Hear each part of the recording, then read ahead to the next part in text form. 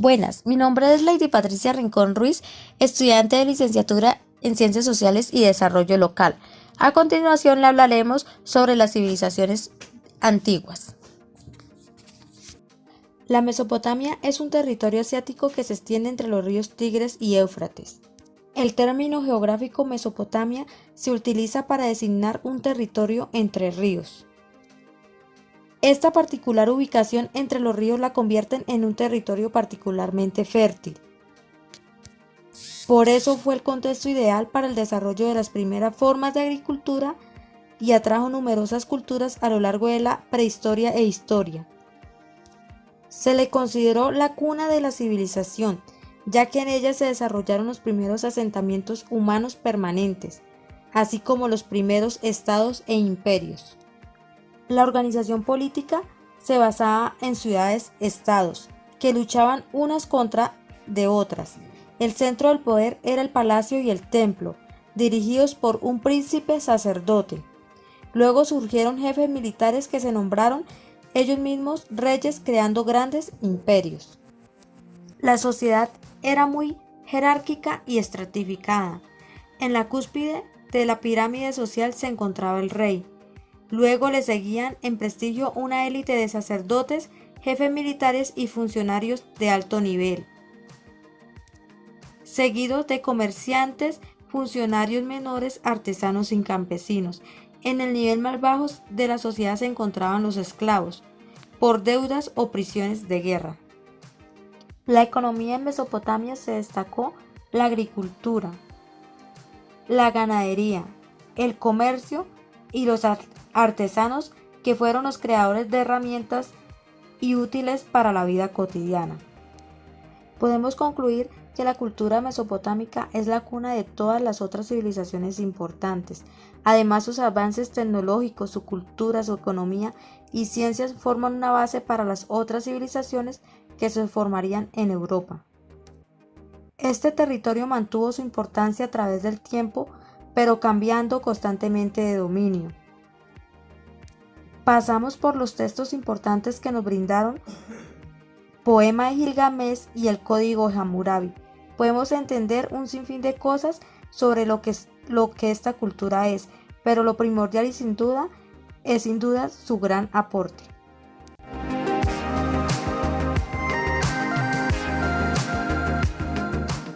La civilización de Irán, o también conocido como el Imperio Persa, se extendió entre los años 558 y 331 a.C. La política del imperio fue muy tolerante en cuanto a la religión y las costumbres. Muchos de los pueblos conquistados recibían de buen ánimo a los persas, puesto que se encontraban en absoluta anarquía antes de su llegada. Este fue el caso de los hebreos en Palestina o en las ciudades fenicias como Siria. La administración persa, como figura de mayor autoridad y poder, era el rey, que representaba a un dios en la tierra, por lo que debía ser el mejor guerrero y el cazador. Ese rey tenía un ejército personal llamado los Inmortales, que defendían la figura de autoridad monárquica del rey. Cada territorio tenía un gobernante al que se llamaba sátrapa. El imperio persa proporcionaba una distribución de los ingresos, puesto que mediante los impuestos se recaudaba la moneda, que luego era destinada como alimento o vestimenta hacia las personas más necesitadas, o bien se guardaban en diferentes puntos del imperio como reserva económica.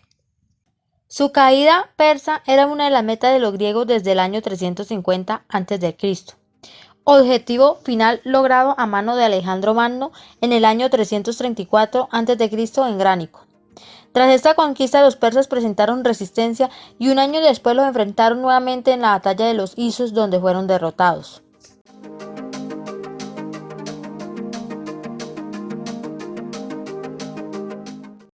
La civilización india se desarrolló en la zona sur del continente asiático, específicamente entre los ríos Ganges e Indo. Como se trata de una península con gran extensión de territorio, también se le llegó a conocer como Indostán.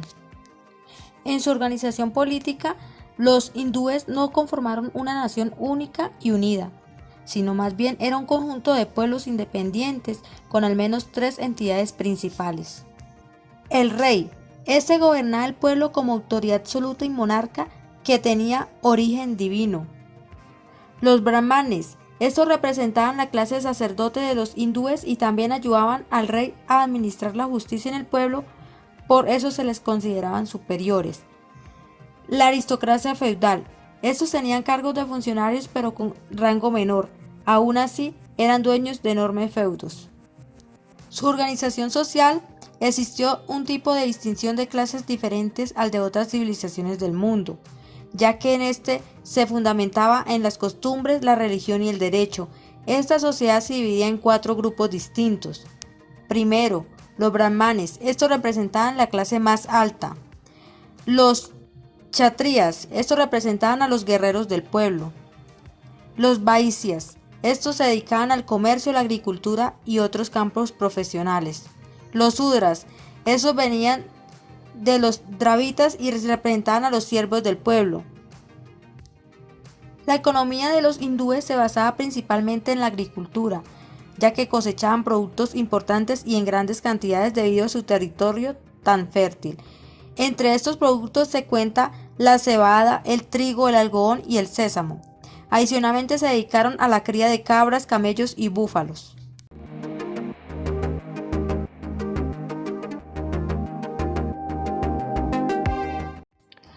La civilización egipcia se formó alrededor del año 4000 a.C. Se estableció a orillas del río Nilo en el norte del continente africano. Alcanzó un gran desarrollo en las ciencias, el arte, la religión y el comercio.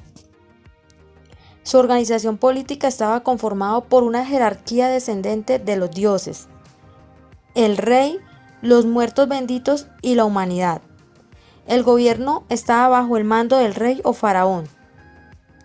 La sociedad egipcia estaba estructurada como una monarquía absoluta cuya cabeza era el faraón, quien era el dueño de las tierras y tenía el poder total sobre sus súbditos. La economía de Egipto se basaba en la agricultura y la ganadería. La vida dependía de los cultivos de las tierras inundadas por el río Nilo. Tenían un sistema de diques, estanques y canales de riego que se extendían por todas las tierras. El éxito de la antigua civilización egipcia se debe en parte de su capacidad para adaptarse a las condiciones del cauce del Nilo, convirtiéndose en una potencia agrícola en la antigüedad.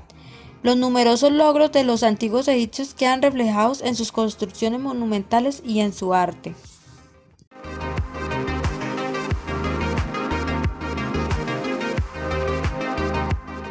La civilización china nace en las cercanías del río Amarillo y del río Azul en la era que se denomina el Neolítico, específicamente entre los años 7000 y 2000 a.C.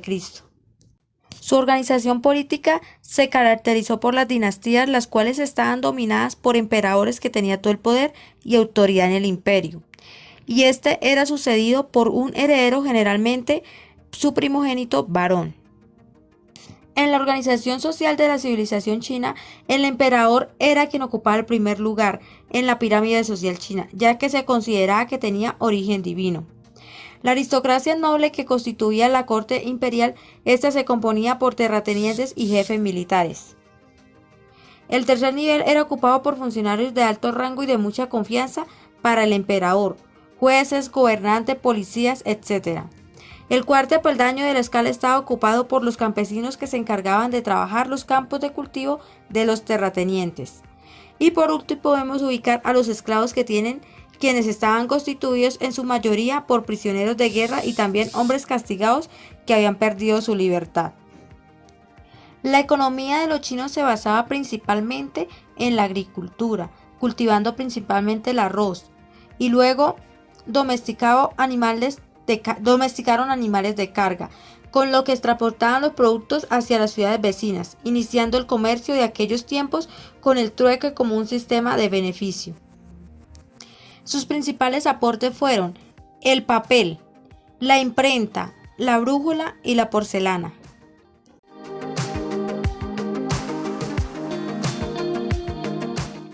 Como hemos visto, las civilizaciones antiguas nos han brindado grandes avances que sirven para forjar el camino a nuestra vida actual.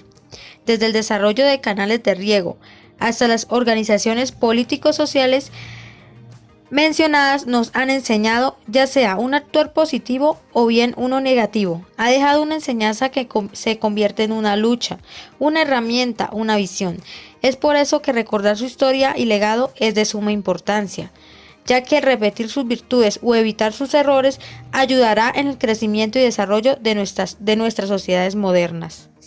Gracias.